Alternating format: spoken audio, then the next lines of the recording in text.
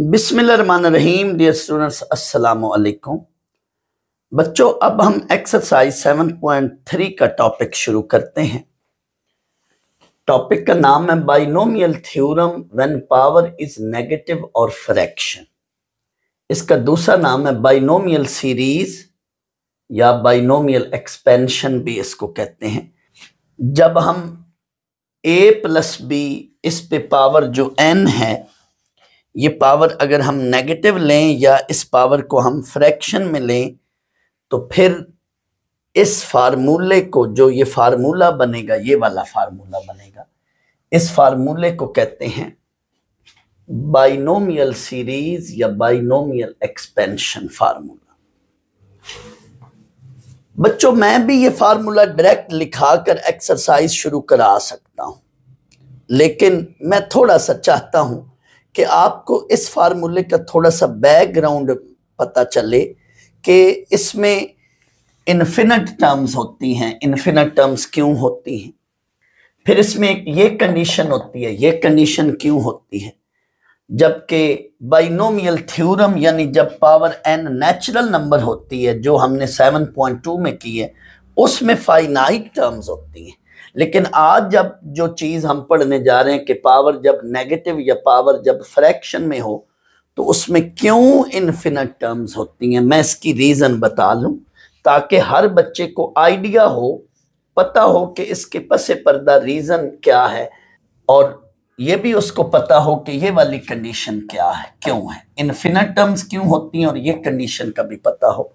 तो आए अब हम इस टॉपिक को थोड़ा सा डिस्कस करते हैं। इसकी कह लें एक तरह से इस फार्मूले की रीजन मैं आपको बताने जा। इस फार्मूले तक पहुंचने के लिए हम थोड़ा सा स्टार्ट लेते हैं बाइनोमियल थ्योरम से। Recall the binomial theorem a plus b whole power n। Students, इसमें n नेचुरल नंबर पावर थी। n जो है वो कोई ना कोई नेचुरल नंबर है। 7.2 के अंदर जितनी भी 7.2 के अंदर क्वेश्चंस हैं, उनमें जितनी भी पावर्स हैं, जहां भी जो भी पावर है, कभी पावर 7 थी, कभी पावर 8 थी, कभी पावर 10 थी, जो भी पावर्स थी वो नेचुरल नंबर के फॉर्म में थी। उन पे हम ये फार्मूला लगाते थे और इसमें टोटल नंबर ऑफ टर्म्स कितनी होती थी, n+1, क्योंकि यहां से लेकर यहां तक, इसको मैं छुपा रहा हूं, NC1 NC2 up to so on NC3, यहां तक ये n टर्म्स हैं, साथ एक ये भी टर्म है a पावर n, तो टोटल ये n+1 टर्म्स है। स्टूडेंट्स, इसकी मैंने आगे ये एक और शक्ल लिखी है, ये एक दूसरी फॉर्म है इस फार्मूले की। ये क्या है, जरा गौर कीजिएगा। ये NC0 या ये दोनों तो 1 है, a पावर n n है। NC0 क्यों 1 है, NC0 या NCn ये 1 होते हैं। इस पे आप NCR का फार्मूला लगा लें, या आप मेरे लास्ट लेक्चर सुन लें, वहां पे मैंने इसको सिलेक्शन के पॉइंट ऑफ व्यू से भी 1 कहा था। लेकिन आप फिलहाल यहाँ इस पे या इस पे दोनों पे NCR का फार्मूला लगाएं तो आंसर 1 है। सो NCn एंड NC0 इन दोनों का आंसर 1 है। दैट्स वाई पहली टर्म और आखिरी टर्म a पावर n और ये b पावर n है। नेक्स्ट NC1, आप इस पे भी NCR का फार्मूला लगाएं, n factorial over 1 factorial n-1 factorial. तो इस n फैक्टोरियल को आगे मैंने लिखा n इंटू n-1 फैक्टोरियल, इससे काट दिया तो NC1 का आंसर n है। सिमिलरली NC2 का आंसर ये है और NC3 का आंसर ये है। ये आंसर्स मैंने ये वैल्यूज यहाँ पुट की हैं। NC1 का आंसर n, NC2 का आंसर ये है और NC3 का आंसर जो है वो ये है। ये चेक कर लें, इसी पैटर्न पे मैंने ये सॉल्व किया हुआ है, ये देख लें। तो इन वैल्यूज को इधर पुट कर दिए, हमारे पास ये फार्मूला बन गया है। ये भी वही चीज है जो ऊपर बाइनोमियल थ्योरम में है चीज, ये या ये, इसमें कोई फर्क नहीं है। जस्ट हमने NC0 NC1 NC2 NC3 NCn इन सब पर हमने ये वाला फार्मूला लगाकर n factorial over r factorial n-r factorial, further जो फैक्टोरियल की रकमें उनको काटने के लिए आगे एक एक दो स्टेप सॉल्व करके ये कैंसिलेशन करके ये रिजल्ट्स बनाए। ऐसा हम क्यों करें, इसमें एक मकसद है, वेट करें। अब स्टूडेंट्स यहाँ पर आकर थोड़ी देर के लिए, ये भी एक मकसद के लिए सब्स्टिट्यूशन कर रहा हूँ। बेसिकली मैंने अपने प्रीवियस लेक्चर में कहा था कि ये आइडेंटिटी है, और आइडेंटिटी में ए, बी और एन ये एक तरह की ये वैल्यूज हैं। ए, बी और एन की जगह कोई मर्जी वैल्यू पुट कर लें तो left hand side equal to right hand side होगी। ये मैंने अपने लास्ट लेक्चर, जो मेरा क्वेश्चन सेकेंड लास्ट लेक्चर था 7.2 का, उसमें मैंने जो क्वेश्चन 17 था उसमें ये बात मैंने बड़ी डिटेल में बताई थी। तो ये एक तरह की आइडेंटिटी है, इसमें ए को भी 1 पुट कर दें, इसमें ए को 1 और बी को x पुट कर दें। हम बी को क्यों x पुट कर रहे हैं, वेट करें, इसमें एक मकसद है, इंशाल्लाह थोड़ी देर बाद क्लियर हो जाएगा। तो ए को 1 और बी को x पुट करें तो ये फार्मूला ये वाली फॉर्म इख्तियार कर गया। देखें जरा कैसे, ए को 1 पुट करें, 1 पावर n वो 1 है, मैं डायरेक्ट रिजल्ट लिख रहा हूँ, n इंटू बी की जगह x, लेकिन 1 की कोई भी पावर है, ये टर्म 1 बनेगी, ये वैल्यू 1 बनेगी, ये वैल्यू 1 बनेगी। जहां जहां a है उसको 1 पुट कर दिया और b की जगह x। तो ये देख लें, nx n into n minus 1 over 2 factorial, ये 1 और ये x के, n into n minus 1 n minus 2 over 3 factorial, और ये 1 और ये x cube up to so on, ये x पावर n। इस पूरी इक्वेशन को थोड़ी देर के लिए इक्वेशन 1 कह रहा हूं, इसको लेट 1 कर आ रहा हूं मैं अपने मकसद पर, अपने टारगेट पर। अब जब हम कहते हैं कि फर्ज कर लो ये पावर n अब नेगेटिव है, पहले तो हम कह रहे हैं कि ये n जो थी ये नेचुरल नंबर पावर थी, लेकिन अब हमने, क्योंकि ये बाइनोमियल थ्योरम लगता ही नेचुरल नंबर पावर पर है, तो अगर ये n नेगेटिव या n फ्रैक्शन में हो, इन फ्रैक्शन फॉर्म हो, देन क्या होगा। लेट अब a प्लस बी, इसमें ये जो पावर है ये नेगेटिव सपोज कर लें, कोई भी पावर है, n को थोड़ी देर के लिए मैं आपको समझाने के लिए मैं कहता हूँ लेट आप जहन में रखें कि n यहाँ -2 है।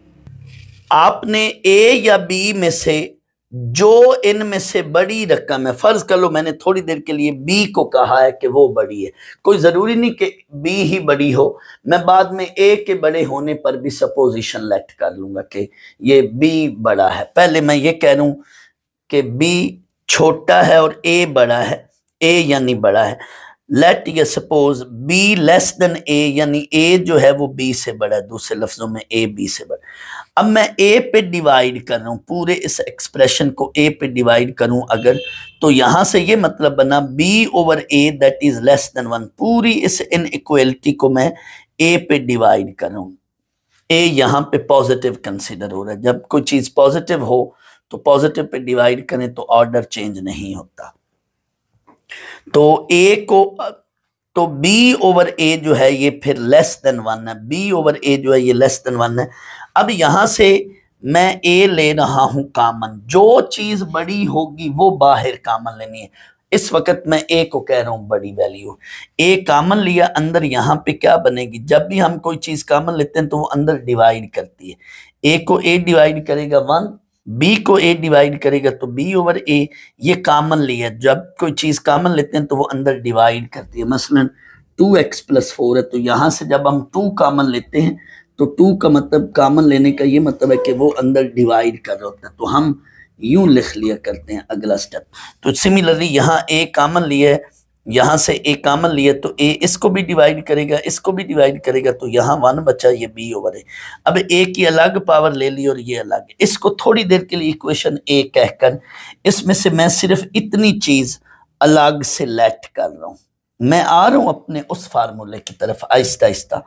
तो इतनी चीज को अलग से, इसको छोड़कर इतनी चीज को मैं अलग से लेट कर रहा हूं। लेट या सपोज या कंसीडर, ये यहां अब मैं थोड़ी देर के लिए इस b ओवर a को x लेट कर रहा हूं, b ओवर a की जगह x, तो यहां ये ऊपर वाली चीज बन जाएगी 1 प्लस x। और अब मैं इस पर ये वाला फार्मूला लगाने जा रहा हूं, गौर कीजिएगा, ये भी 1 प्लस x है, लेकिन यहां पे पावर n नेचुरल नंबर है। मैं इसी की मदद से यहां आ रहा हूं 1 प्लस x, लेकिन पावर n यहाँ पे नेगेटिव या फ्रैक्शन में है। थोड़ी देर के लिए मैंने कहा था कि पावर को -2 ले लें, तो आए जरा देखें अब ये फार्मूला क्या बन जाएगा, इसी में आ जाए, इसी फार्मूले को देखें। यानी 1 plus x whole power n, इस पे मैं अब ये फार्मूला लगाने लगा हूं, तो 1 plus n x plus n into n minus 1/2 factorial x square, यही चीज अप टू सो ऑन, ये एंड पे मैंने इन्फिनिटी डाल दी है, यानी इसमें मैं ये आखिरी टर्म x पावर n तक नहीं पहुंच सकता हूं। यही मैंने नीचे क्वेश्चन लिखा है, वजह यानी मैंने यहां 1 plus x whole power n, इसको फार्मूले की मदद से इसको मैं ओपन करना चाहता हूं, तो मैं इसी फार्मूले की मदद से ये वाली चीज, ये जो इक्वेशन 1 है मैंने ओपन कर दी, लेकिन यहां पे मैं एंड पे x पावर n नहीं लिख सकता। वजह बच्चों, मैं इसकी वजह यहां समझाता हूं। बेसिकली ये फार्मूला जो है ये बाइनोमियल एक्सपेंशन फार्मूला बन चुका है, 1 plus x whole power n, आप देखें ये भी 1 plus x whole power n है। तो बेसिकली इस पर मैं अब थोड़ी देर के लिए मैं ये इस पर ये फार्मूला लगाता हूं दोबारा, ये वाला बाइनोमियल थ्योरम वाला फार्मूला ही दोबारा मैं लगाकर यही चीज बनाऊंगा, लेकिन इसमें मैं आखिरी टर्म तक नहीं पहुंच पाऊंगा। ये मैं चीज यहां पे डिस्कस करता हूं। बच्चों पहले जो मैंने यहां पे ये वाला फार्मूला लिखा है, ये इक्वेशन 1 मैंने as it is copy paste की है, और ये इक्वेशन 1 कहां से या कब बनी है, जब पावर n जो है ये नेचुरल नंबर है, यानी बाइनोमियल थ्योरम से मैंने बनाई है ये चीज कहां से बनी है, बाइनोमियल थ्योरम से। और इसमें ये क्या चीजें हैं, ये क्या वैल्यूज हैं। जब भी बेटा पावर n नेचुरल नंबर है तो देखो ना, पहले वही नेचुरल नंबर यहां पे x के साथ है, फिर वो नेचुरल नंबर और उससे एक कम नंबर, फर्ज करो ये नेचुरल नंबर पावर 7 है, ये पावर 7 है, तो ये 7 इंटू एक्स, ये 7 साथ ये 7 में से एक कम यानी 6, 7 इंटू 6, यानी ये पावर कोई ना कोई डेफिनेट नेचुरल नंबर है, मैंने थोड़ी देर के लिए 7 कह लिया। अब आगे क्या, हर अगले कोफिशिएंट में एक एक नंबर कम होता जा रहा है पावर में से, 7, 6, 5, फिर आगे चले 7, 6, 5, 4, फिर उससे अगली टर्म 7, 6, 5, 4, 3, हर अगली टर्म में एक एक कोफिशिएंट घटता जा रहा है, कम होता जा रहा है। तो एक स्टेज आएगा कि 7, 6, 5, 4, 3, 2, 1, यानी कोफिशिएंट 1 रह जाएगा, उससे आगे हम नहीं जा सकते, ठीक है ना, उससे आगे तो कोफिशिएंट 0 हो जाएगा। इट मीन किसी ना किसी स्टेज पर जब पावर नेचुरल नंबर है तो किसी ना किसी स्टेज पर जाकर टर्म्स रुक जाएंगी, और उसके बाद फिर आगे कोफिशिएंट क्या हो जाएगा, 0, या दूसरे लफ्जों में यूं समझ लें। थोड़ी देर के लिए आप देखें इसी फार्मूले में मैं 1 को मिटा देता हूं, 1 को मैं बाद में कंसीडर करूंगा, मैं 1 को अभी मिटा देता हूं। यहां से लेकर यहां तक ये n टर्म्स हैं, और साथ 1 को शामिल करें तो टोटल कितनी टर्म्स हैं, n प्लस 1। मैंने अभी थोड़ी देर पहले बोला था कि बाइनोमियल थ्योरम में टोटल n प्लस 1 टर्म्स होती है। अच्छा, अब थोड़ी देर के लिए 1 को मैंने हटा दिया, अब ये इसकी फर्स्ट टर्म है। फर्स्ट टर्म में n क्या है, फर्स्ट टर्म में n को, यानी ये जो कोफिशिएंट है n, इसको मैं लिख सकता हूं n माइनस 0, n को मैं n माइनस 0 लिख सकता हूं। 1 को मैंने हटा दिया, फिलहाल मैं इसको फर्स्ट टर्म कह रहा हूं।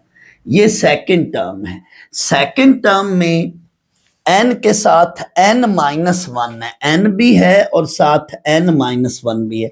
तो जो टर्म है n के साथ यहां एक डिजिट उससे कम है, सेकंड टर्म है तो n के साथ उससे एक कम नंबर है, यानी 2 माइनस 1। थर्ड टर्म है तो n माइनस 1, n माइनस 1 साथ n माइनस 2 है, 3 से एक लेस। करते करते करते आप आगे जाएं इस टर्म तक, ये nth टर्म है, 1 को अभी मैंने शामिल नहीं किया, ये nth टर्म है। इसका कोफिशिएंट यहां पे 1 क्यों है, गौर करें, n इंटू, यानी आखिर में n-2 है, यहाँ आखिर में n-1 है, यहाँ n-2 है, तो इधर क्या होगा, जो टर्म है n के साथ उससे एक कम डिजिट रखना है, तो n के साथ उससे एक कम डिजिट n-1, थर्ड टर्म है तो n-2 यानी 3 से एक लेस, यूं समझ लें। nth टर्म है तो n के साथ minus n minus nth term में n-1, तो इसको देखें n-n+1, तो इट मीन ये 1 होगा कॉफिशेंट। इसके साथ बाकी कॉफिशेंट भी इधर हैं, यानी n into n-1, n-2, n-3, इस तरह से करते करते, लेकिन आखिरी कॉफिशेंट क्या होगा, 1। इट मीन एक्स n के जो कॉफिशेंट्स हैं वो यूं आगे 1 2 3 इस तरह से यूं समझ लें, और वो फिर सिंप्लीफिकेशन होके एक्स एन रह गया। तो यहां पे मैं समझाने के लिए कह रहा हूं कि ये कॉफिशेंट 1 है, इसके बाद अगला कॉफिशेंट 0 होगा। बच्चों मैं फिर रिपीट कर रहा हूं, अगर पावर 7 है, फर्ज कर लो n 7 है, तो 1 के साथ यहाँ 7 इंटू एक्स अगला कॉफिशेंट होगा, 7 इंटू 6 नीचे 2 फैक्टोरियल साथ एक्स के, ये होगा 7 इंटू 6 इंटू 5, ऐसे करते करते 7 into 6 into 5 into 4 into 3 into 2 into 1, लेकिन नीचे साथ उतना फैक्टोरियल भी होगा ना जितनी टर्म्स हैं, तो नीचे 7 फैक्टोरियल होगा, तो वो 7 factorial over 7 factorial, finally coefficient क्या होगा, x पावर 7 का कॉफिशेंट 1 होगा। सिमिलरली यहाँ जो मैंने जब n पावर कही है, तो जब हम x n पर आएंगे, तो अभी मैंने कहा था ना कि n इंटू n-1 n-2, यानी 1 से इधर आगे सारे कॉफिशेंट, इधर से चलेंगे इधर से चले, 1 से आगे सारे coefficient 1 into 2 into 3 into up to so on n तक जाएगा, और नीचे फिर n फैक्टोरियल भी होगा ना, क्योंकि n सी n वो n फैक्टोरियल से n फैक्टोरियल कट जाएगा। अगर 2 टर्म्स हैं तो नीचे 2 फैक्टोरियल, 3 टर्म्स हैं तो नीचे 3 फैक्टोरियल, अगर n टर्म्स हैं 1 से लेकर n तक तो नीचे क्या होगा, n फैक्टोरियल, वो n से n फैक्टोरियल से n फैक्टोरियल कट जाएगा, तो x की पावर क्या रह जाएगी, n। यानी फाइनली यहां पर आकर हमेशा कॉफिशेंट क्या बनता है, 1, लेकिन इससे आगे जाएं, इस टर्म से आगे जाएं, तो फिर वो कॉफिशेंट क्या हो जाएगा, 0। इट मीन जब भी पावर फाइनाइट नंबर है यानी नेचुरल नंबर है, तो हमेशा एक एक पावर कम होती जाएगी, एक स्टेज ऐसा आएगा कि वहां पे पावर कॉफिशेंट 1 हो, तो एक एक नंबर कम होता जाएगा। जब भी पावर n होगी तो कॉफिशेंट जो है एक एक नंबर कम होते जाएंगे, एक स्टेज ऐसा आएगा कि वो कॉफिशेंट 1 हो जाएगा, लेकिन उससे अगली टर्म का जो कॉफिशेंट होगा वो क्या होगा, 0, तो वो हम टर्म्स फिर नहीं लेते, यानी इधर तक ही हम टर्म्स लेते हैं। और ये तो है बाइनोमियल थ्योरम, और इसमें जो है अगर हम ये 1 को भी शामिल करें तो टोटल नंबर ऑफ टर्म्स इसमें कितनी हो जाएंगी, टोटल नंबर ऑफ टर्म्स इसमें n+1 हो जाएंगी। अच्छा, ये तो बाइनोमियल थ्योरम है। अब 1 शामिल करें तो टोटल नंबर ऑफ टर्म्स कितनी है, n। अब इसकी जगह मैंने ये लिख लिया बाइनोमियल एक्सपेंशन, बाइनोमियल एक्सपेंशन। अब इसमें n जो है ये नेचुरल नंबर नहीं है, n है नेगेटिव। थोड़ी देर के लिए यहां मैंने कहा था ना कि आप n को -2 मान लें, तो अब ये -2 -1, लेट -2 की बजाय थोड़ी देर के लिए -7 मान लें, -7 यहां, फिर ये -7 साथ -8, -7 -1 -8, -7 -8 -9, यानी इसमें हम और आगे जा रहे हैं, बजाय कम होने के वैल्यूज ऐसे होती जा रही है, -8 -9 -10, यानी इसमें कॉफिशेंट और आगे निकल रहा है, दूर हो रहा है, डाइवर्ज हो रहा है। इसमें जो कॉफिशेंट हैं डाइवर्ज हो रहे हैं, जैसे जैसे पावर नेगेटिव में से एक एक घटाते जाए तो वो और नेगेटिव होता जा रहा है। इधर कॉफिशेंट रुकेंगे नहीं, खत्म नहीं होंगे, चलते रहेंगे, मुकते ही नहीं है, एंड नहीं होते, रुकते ही नहीं है। लेकिन यहां जब पावर नेचुरल नंबर है तो पावर नेचुरल नंबर में से एक यहां कम हुआ, फिर आगे एक और कम हुआ, एक और कम होगा, एक और कम होगा। भाई किसी ना किसी स्टेज पर कोफिशिएंट जाकर जीरो तो होगा ना, जैसे मैंने पहले बोला था। तो किसी ना किसी स्टेज पर जाकर जब कोफिशिएंट जीरो होगा तो उससे पिछली टर्म रह जाएगी, अगली सारी टर्म्स क्या होंगी, जीरो। सो बाइनोमियल थ्योरम में फाइनाइट नंबर ऑफ टर्म्स हैं, लेकिन बाइनोमियल एक्सपेंशन में यानी जब पावर नेचुरल नंबर है तो फाइनाइट टर्म्स होंगी, लेकिन जब पावर नेचुरल नंबर नहीं है तो फिर उधर क्या होगी, इनफिनिट नंबर ऑफ टर्म्स होंगी। दैट्स व्हाई ये इस सवाल का जवाब है। व्हेन n इज नेगेटिव और fraction there will be infinite terms. इसलिए हम चंद एक टर्म फ्यू टर्म्स लेते हैं और आगे सो ऑन डालकर फार्मूला छोड़ देते हैं। इस फार्मूले को कहते हैं बाइनोमियल एक्सपेंशन फार्मूला। इसको याद करने का तरीका क्या है, इस पे अभी और भी डिस्कशन है। बेसिकली अभी बच्चों जिसको मैंने x कहा है यहाँ पे, ये b/a, इसको मैं ऑलरेडी कह चुका हूं कि ये लेस देन 1 है। इट मीन मैं ये कहूंगा यहाँ पे कि x इज लेस देन 1, यानी जब हम ये फार्मूला लगा रहे होते हैं तो उधर हम x पे ये कंडीशन लगाएंगे। कभी कभी b और a नेगेटिव भी होते हैं ना, तो फिर हम उसको पॉजिटिव करने के लिए उस पे मॉड डालते हैं। ये मॉड की भी एक अलग स्टोरी है। फिलहाल हम यहाँ पे ये कंडीशन भी साथ लगाते हैं कि series is convergent if x mod is less than 1। इस पे मैं अभी आता हूँ कि कन्वर्जेंट का क्या मतलब है और ये हम लेस देन 1 ही क्यों ये कंडीशन ले रहे हैं, ये यानी क्यों कंडीशन ली है। वेट करें, मैं इस पर आ रहा हूँ। पहले मैं इस फार्मूले को याद करने का तरीका बता दूं, तरीका कार क्या है। इसको आपको फार्मूला, अब बैकग्राउंड पता चल गया ये फार्मूला कैसे बना है, लेकिन अब इसको याद करने का तरीका क्या है, गौर कीजिएगा स्टूडेंट। बच्चों मैं इसी फार्मूले को आपको याद कराने के लिए यहां पे लिख रहा हूं, जरा गौर करना, सुनना, आपको इंशाल्लाह फार्मूला बड़ा आराम से याद होने लगा। 1 + x whole power n, here n is negative और इन फ्रैक्शन। यहां 1 क्यों होता है, यहां x क्यों होता है, ये स्टोरी ऑलरेडी आप पहले पढ़ चुके हैं, मैं ये समझा चुका हूं, मजीद इस पर अभी बहस है। इक्वल टू 1, ये 1, यानी यूं याद रखने के ये जो अंदर पहली टर्म है शुरू में बेस में, ये 1 as it is copy paste करना है। अंदर 1 + x कुछ भी हो सकता है, और n ये क्या है, पावर n, ये नेगेटिव पावर भी हो सकती है और फ्रैक्शन में।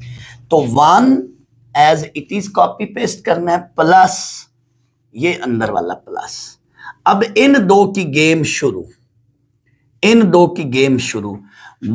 + nx, इनको मल्टीप्लाई करना है। 1 + nx, 1 + nx, 1 + nx। जी, ये मैं जानबूझ के बोल रहा हूं, मेरा एक मकसद है फार्मूला याद कराना। अब गौर कीजिएगा बच्चों, अब फार्मूला याद होने लगा है। हर अगली टर्म जब लिखेंगे तो प्रीवियस कोफिशिएंट साथ आगे तोड़ देना है। हर अगली टर्म में प्रीवियस कोफिशिएंट आगे लिखना है और फिर उस कोफिशिएंट से एक लेस भी करना, ये काम। हर अगली टर्म में प्रीवियस कोफिशिएंट लिखना है, लिख लिया, और साथ इनटू उस कोफिशिएंट से खुद एक लेस भी करने, कर लिया, बिल्कुल ठीक है। बेटा ये कितने फैक्टर्स हैं, 2, जितने फैक्टर हैं x की उतनी पावर लिख लो और नीचे उतने का फैक्टोरियल डाल दो। जितने फैक्टर हैं नीचे वो फैक्टोरियल और x की वही ऊपर पावर। अच्छा आगे चलो, हर अगली टर्म में जाएंगे तो प्रीवियस कोफिशिएंट लिखने हैं, n इंटू n-1 लिख लिए।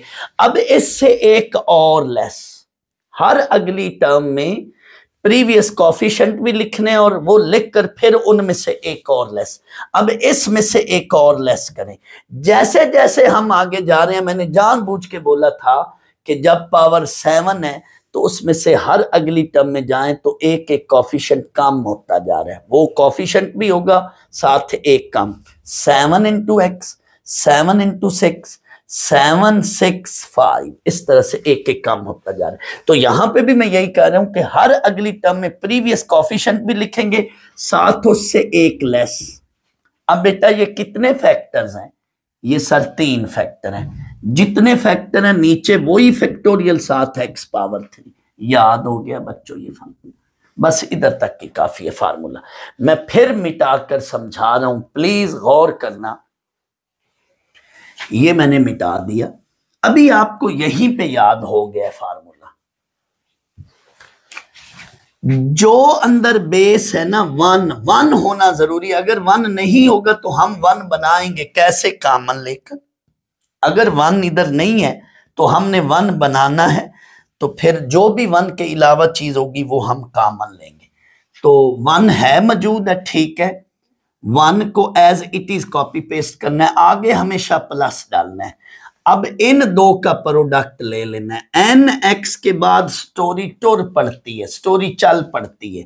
पहले आपने एन एक्स लिखना है, 1 + एन एक्स, 1 + एन एक्स। ये बात इनिशियल है, 1 + एन एक्स, 1 + एन एक्स। आप याद करें, मैं आपको याद करने के लिए बार बार बोल रहा हूं, 1 + एन एक्स। बस इसके बाद स्टोरी चल पड़ी। क्या?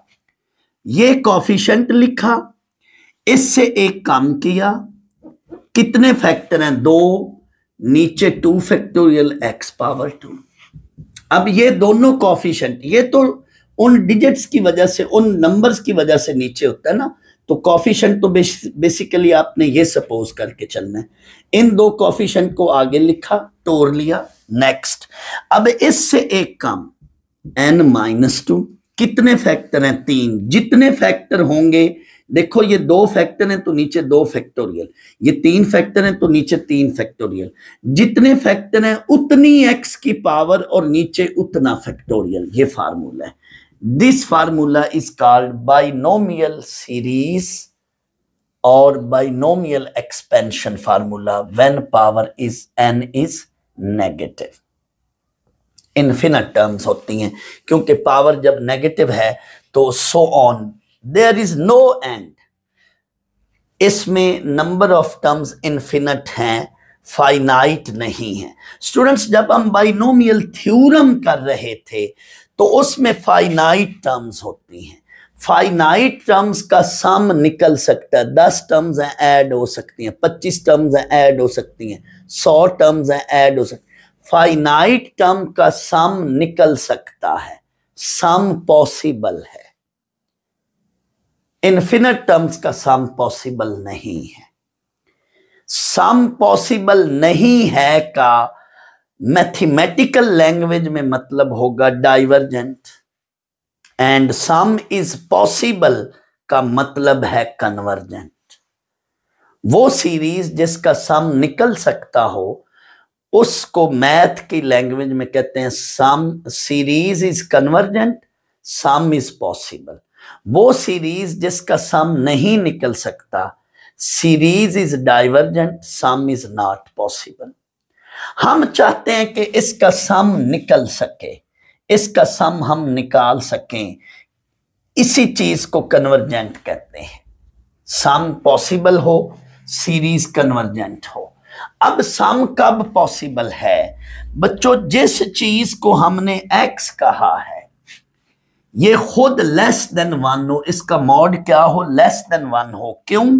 मैं अभी बताता हूं कि लेस देन 1 हो तो फिर सीरीज कन्वर्ज करती है, अदरवाइज डाइवर्ज करेगी। इसकी वजह क्या है?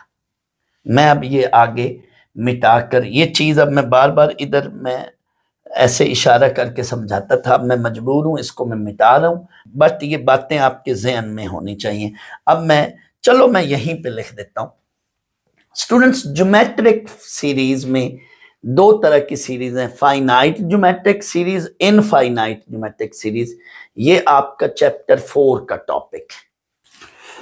तो चूंकि ये इनफिनिट सीरीज है, दैट्स वाई मैं इनफिनिट ज्योमेट्रिक सीरीज लेता हूं। उसकी भी मैं जनरल टर्म ले रहा हूं।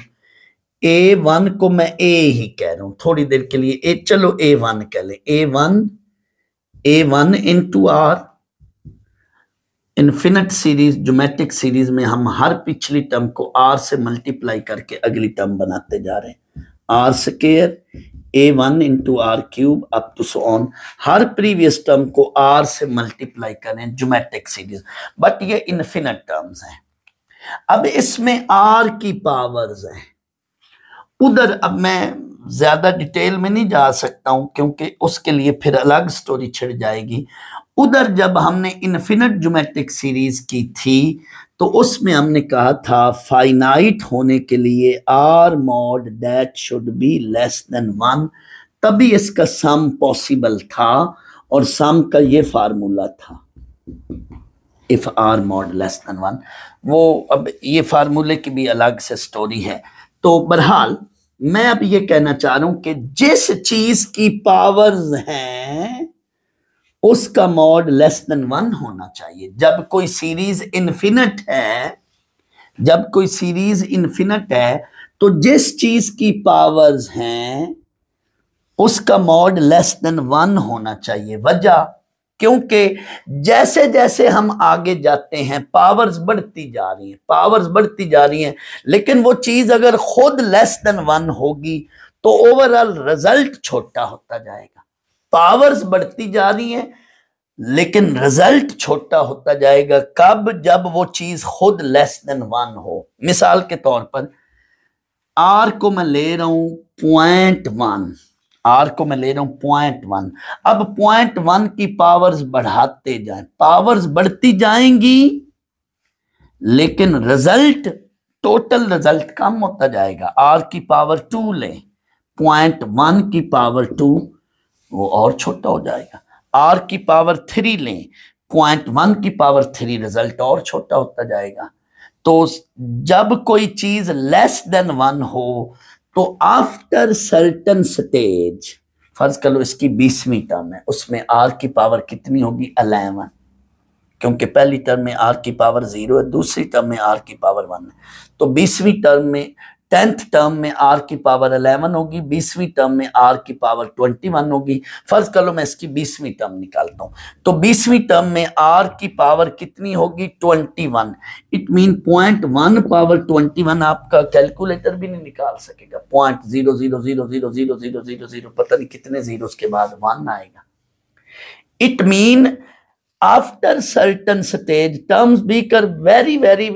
terms become very very small so that they are negligible, उनको नेग्लेक्ट कर देते हैं। वो पिछली टर्म के सम पर असर या फर्क नहीं डालती। टर्म्स इतनी छोटी होना शुरू हो जाती हैं कि पिछली टर्म में उनको ऐड करें या ना करें, इस सिचुएशन में ऐड करें या ना करें, सम पर असर या फर्क नहीं पड़ता। बट ये कब होगा? इस सिचुएशन में, if r mod less than 1 series convergent. उधर हमने ये कहा। अब इधर आर पे पावर है और यहां पे किस पे है? एक्स पे पावर है। ये भी इनफिनिट सीरीज है। इनफिनिट सीरीज जब कोई इस शक्ल में हो कि उसमें किसी चीज पर पावर हो, तो जिस चीज पर पावर है उसका मॉड क्या होना चाहिए? Less than 1। So this series can be convergent, sum is possible. Convergent का मतलब ये है इफ एक्स मॉड, आर की बजाय यहां एक्स पे पावर है, x mod that should be less than 1। तो अगली बात यही है, series is convergent if x mod is less than 1। इस पे और भी अभी डिस्कशन है, लेकिन फिर वही बात है, बातें बहुत आगे निकल जाती हैं। बेटा बंदे के पास नॉलेज हो तो फिर मजबूर होता है बंदा, वो बोलने से बेचैन होता है जब तक वो बताए नहीं। तो मैं तो कोशिश करता हूँ कुछ ना कुछ हर एंगल से एक्स्ट्रा बच्चों को नॉलेज मिले और ये चीज़ें आपको इन द लॉन्ग रन काम आएंगी। फर्ज करो आप में से कोई बच्चा टीचिंग फील्ड में जाए, उससे कोई स्टूडेंट क्लास में वो बाइनोमियल एक्सपेंशन का फार्मूला पढ़ाए और वो बच्चा पूछे कि ये कंडीशन क्यों है या इसमें इन्फिनिट टर्म्स क्यों हैं, ये फार्मूला कहाँ से बना है, तो फिर कैसे जवाब दोगे? क्या जवाब दोगे? लेकिन जिस बच्चे ने मेरा ये लेक्चर सुना होगा वो फौरन बता सकेगा। तो इसमें अभी और भी डिस्कशन है, लेकिन फिलहाल मैं अभी जस्ट अब इस फार्मूले को याद कर लें जो अभी मैंने बताया। And series is convergent if, यहां जो 1 के साथ चीज है that should be less than 1। एक मैं आखिरी बात बताता चलूं, ये बी ओवर ए वाली बात जो अभी मैंने मिटा दी थी। फर्ज कर लो बेटा ए प्लस बी में, मैंने तो अभी कहा ना कि मैंने अभी कहा था कि b लेस देन a है, यानी a जो है वो ग्रेटर देन b है, या दूसरे लफ्जों में यही मतलब बनना था b लेस देन a। तो जो चीज इन दोनों में से बड़ी होगी वो बाहर कामन लेनी है। फर्ज कर लो a बड़ा है तो a को बाहर कामन लेना है, फर्ज कर लो b बड़ा है तो b को बाहर, इन दोनों में से वो चीज बाहर कामन लेनी है जो बड़ी होगी। वजह वेट करें, ये क्वेश्चन जब आएंगे तो मैं यहां पे उधर इस बात को रिकॉल करवा कर फिर दोबारा डिस्कशन करूंगा। इस तरह के जब सवाल आएंगे तो मैं आएंगे, कुछ क्वेश्चन ऐसे हैं कि उधर ये बात फिर आएगी।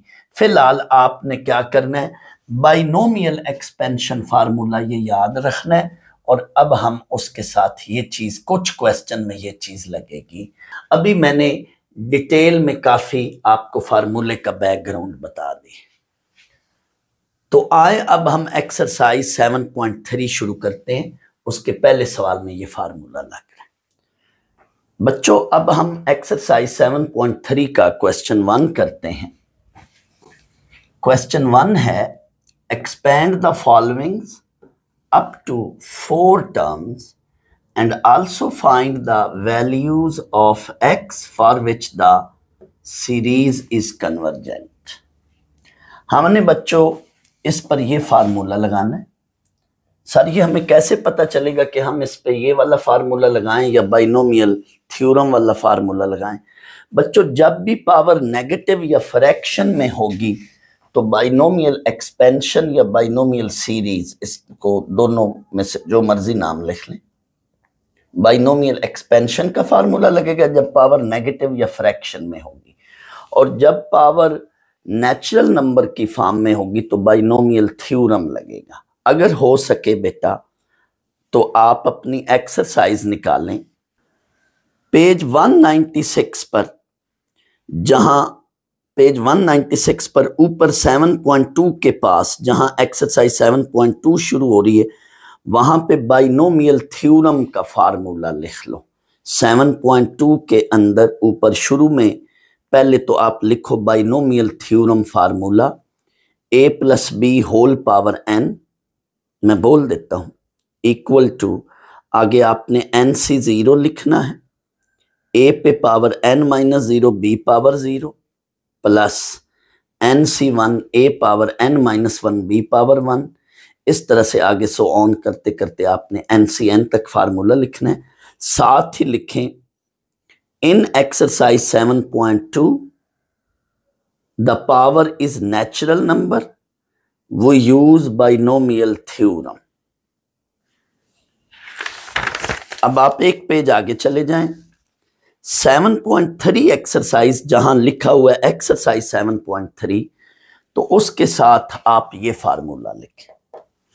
एक्सरसाइज 7.3 के अंदर शुरू में जहां एक्सरसाइज 7.3 लिखा है उसके साथ ये फार्मूला लिखें और साथ ये चीज भी लिखें, हेयर पावर इज नेगेटिव और फ्रैक्शन। पूरी एक्सरसाइज में देखें या पावर 1/2 है या 3/2 है या -1 है या -2 है, यानी पावर इस तरह से नेगेटिव या फ्रैक्शन की फॉर्म में।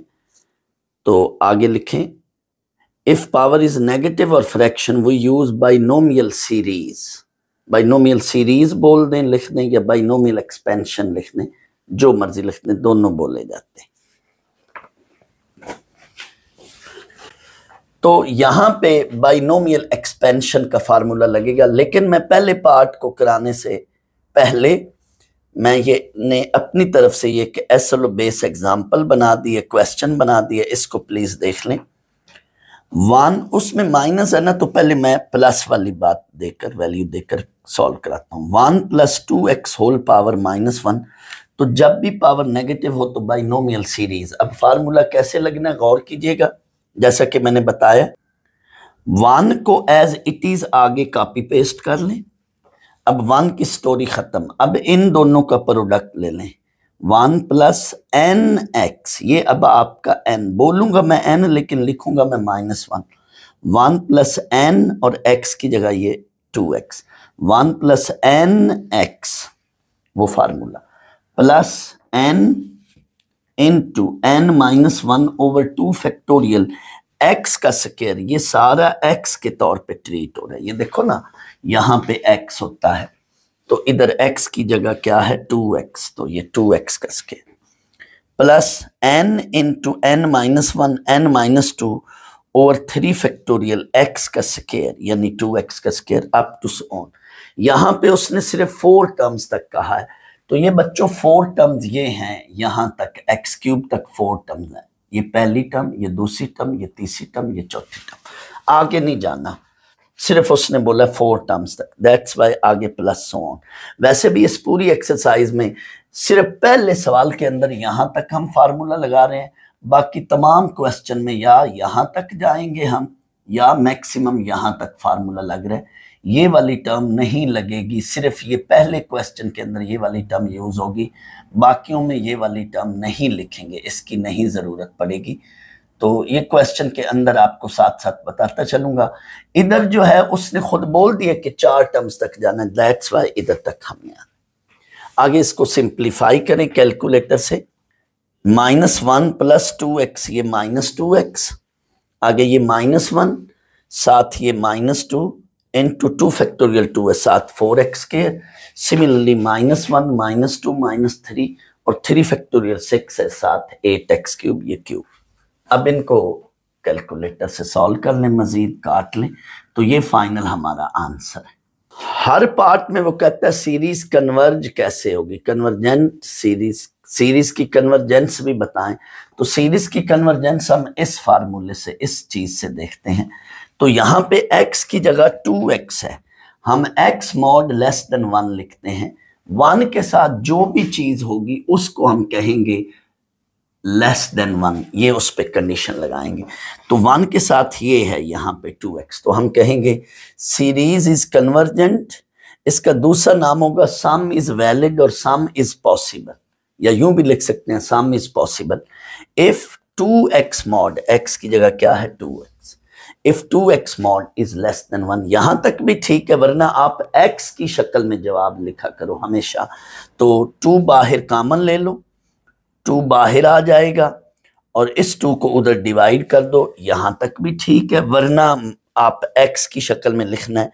तो जब भी ये मैट्रिक में आपको याद होगा, जब भी हम मॉड हटाते हैं उसकी बजाय ये भी लिख सकते हैं, जब भी हम मॉड हटाते हैं तो जो सामने चीज होती है उसको ऐसे पीछे नेगेटिव और सामने पॉजिटिव करके लिखते हैं। अगर हम मॉड हटाएं तो सेकंड इसका ये एक्सप्रेशन है, इसको यूं भी लिखते हैं, तो ये भी वही बात है। अगर हम मॉड हटाएं तो ये इसको यूं लिखते हैं। अब आते हैं हम फर्स्ट पार्ट पे। अब आपको फर्स्ट पार्ट करना मसला नहीं होगा, सिर्फ यहाँ पे अंदर नेगेटिव है, तो ये मैंने बाइनोमियल थ्योरम वाले क्वेश्चंस में भी बात बताई हुई है। जब भी नेगेटिव आ जाए तो यहाँ आपने नेगेटिव को पहले करना है पॉजिटिव, क्योंकि स्टैंडर्ड फॉर्म में हमारे पास जो फार्मूला है उसमें अंदर पॉजिटिव होता है। तो नेगेटिव आ जाए तो नेगेटिव को फिर आपने यूं लिखना है पॉजिटिव इनटू ब्रैकेट में नेगेटिव डाल के आगे सारा बाकी वही चीज। अब इस पे फार्मूला लगाएंगे बाइनोमियल एक्सपेंशन। 1 प्लस ये अब आपका n के तौर पे ट्रीट हो रहा है और ये x के तौर पे रिप्लेस होगा। 1 plus n x plus n into n minus 1 over 2 factorial, इसका स्क्वायर ये x के तौर पे ट्रीट होगा, plus n into n minus 1 n minus 2 over 3 factorial, इसका क्यूब। आगे बच्चों सिंप्लीफाई कर लेना। 1 प्लस 3x साथ अंडर रूट, इसको सॉल्व करें तो ये -3 इंटू -4 और 2 फैक्टोरियल 2 होता है। अब ये नेगेटिव का स्क्वायर पॉजिटिव और अंडर रूट का स्क्वायर वो x बन जाएगा, डायरेक्ट मैंने x लिख लिया। -3 इंटू -3 ये बन जाएगा -4 -5, तो ये इस तरह से नीचे 3 फैक्टोरियल दैट इज 6 और ये क्यूब है। अंडर रूट का जब क्यूब हो तो ये पहले भी मैंने अपने किसी लेक्चर में ये बात की थी, जब भी बच्चों अंडर रूट पर क्यूब आ जाए, चाहे 3 या चाहे 5 है, तो आपने ये करना है एक इसमें से अंडर रूट अलग कर लें ये जो अलग किया ये मेरा मतलब है, एक अंडर रूट पावर अलग कर लें, पीछे इवन पावर बचेगी, इवन को हम फिर काट लेते हैं ऐसे, ये चीज यहां पे ये लिख दी, और साथ नेगेटिव का क्यूब, वो नेगेटिव तो आना ही आना है। अब फाइनली इसको सिंप्लीफाई कर लें, कैलकुलेट कर लें, तो ये रिजल्ट बनेगा। आगे हमने कहना है नेक्स्ट, सीरीज की कन्वर्जेंस भी बतानी है कि कन्वर्जेंट कब होगा। तो 1 प्लस के साथ ये x है ना, जो प्लस के बाद चीज है उस पर ये कंडीशन है, x मॉड लेस देन 1। तो यहां पे प्लस के साथ क्या है, minus x mod that is less than 1। जो भी 1 के साथ आगे चीज होगी उस पर कंडीशन लगानी। तो ये चीज को अब नेगेटिव का मॉड पॉजिटिव हो जाता है, तो under root x is equal to 1। Negative का मॉड क्यों पॉजिटिव हो जाता है, ये भी मैं इंशाल्लाह अपने फिर आगे किसी लेक्चर में बात बताऊंगा। फिलहाल यहाँ पे अब ये यहाँ तक भी ठीक है, इसको अब आगे जैसे थोड़ी देर पहले मैंने इसमें बताई थी चीज, यहाँ तक भी ठीक है। वरना एक्स की फॉर्म में लिखें, अगर जवाब लिखना हो यानी एक्स की शक्ल में लिखना हो, तो आप यहां से अब आगे लोगे स्क्वायर, लेकिन स्क्वायर जब लोगे तो नेगेटिव वैल्यूज खत्म हो जाएंगी। कम से कम स्क्वायर की वैल्यू क्या होती है, 0 या फिर पॉजिटिव। तो इसलिए जब इसका स्क्वायर लोगे तो यूं रिजल्ट लिखोगे, नेगेटिव वैल्यू स्क्वायर, नेगेटिव का स्क्वायर खत्म हो जाएगा, तो 0 is less than x is less than 1। ये इसका आंसर है, यूं या यूं, दोनों में से जौन समझ ले। बच्चों ये जवाब में आप या तो सो ऑन आने दें, रहने दें, लेकिन अगर आपने इस वाले आखिरी स्टेप में सो ऑन की बजाय आपने आगे खत्म करना हो रिजल्ट को, सिर्फ 4 टर्म्स तक लिखना है, तो फिर ये अप्रोक्सीमेट डाल दें, या तो सो ऑन रहने दें फिर इक्वल का साइन डालें। लेकिन अगर सिर्फ आखिरी रिजल्ट में, आखिरी स्टेप में आपने सिर्फ 4 टर्म्स तक रखना है रिजल्ट, सो ऑन आगे नहीं लिखते, तो फिर अप्रोक्सीमेट डाल दें, क्योंकि एक्चुअल में ये चीज तो उसके बराबर नहीं है, ये एक्चुअल में तो बराबर नहीं है, क्योंकि इसमें तो आगे और भी टर्म्स हैं, लेकिन इसमें सिर्फ 4 टर्म्स हैं। तो फिर अगर आपने सो ऑन आगे नहीं लिखा तो फिर यहाँ इक्वल के बजाय अप्रोक्सीमेट डालना होगा। लेकिन अगर आपने सो ऑन में ही रखा है जवाब, सिर्फ 4 टर्म लिखी और आगे सो ऑन कर दिया, तो फिर इक्वल डाल। यही बात इधर भी एज इट इज आपकी मर्जी है, इस फॉर्म में लिखना हो तो लिख सकते।